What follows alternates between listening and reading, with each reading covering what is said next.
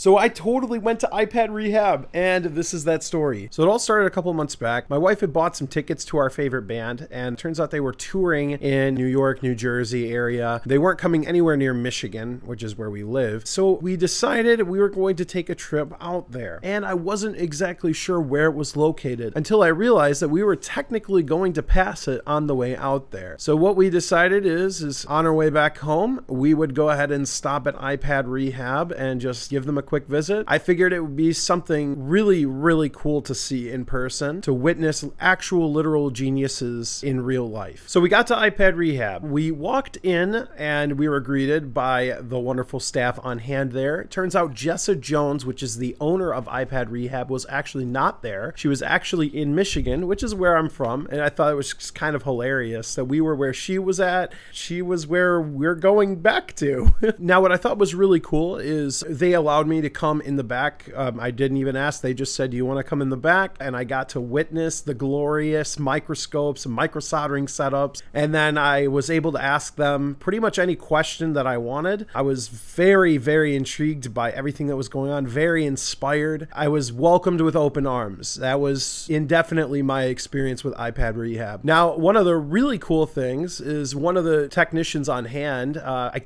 didn't catch his name, but if you're watching this, dude, you're amazing. What's funny is he actually mentioned that he had seen my videos before, and he's their game console repair technician. It is very humbling and very inspiring, because the way I look at iPad Rehab is they are quite literally a bunch of geniuses moving forward with repair and learning, and just their minds going together in one direction, business-wise, and fighting for right to repair, all of that good stuff. And just to see it in person was incredible. So before I left, I ended up picking up 2 shirts. I picked up a I Void Warranty shirt because, you know, we void warranties here as well. And then I picked up a Practical Board Repair School shirt, which is this one I'm wearing right here. Then I picked up a couple of pairs of tweezers that the gentleman recommended to me. I've yet to try them out, but I did also pick up a tweezer sharpening stone, and this thing is actually amazing. I did use it today, and I was able to sharpen several pairs of very dull tweezers.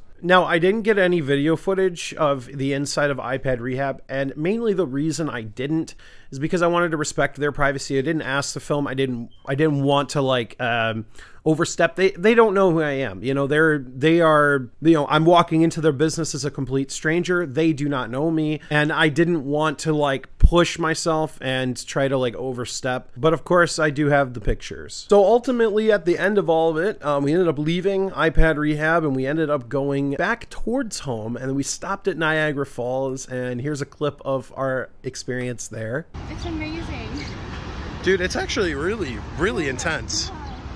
It's like watching a violent movie, and you're just like watching it all happen.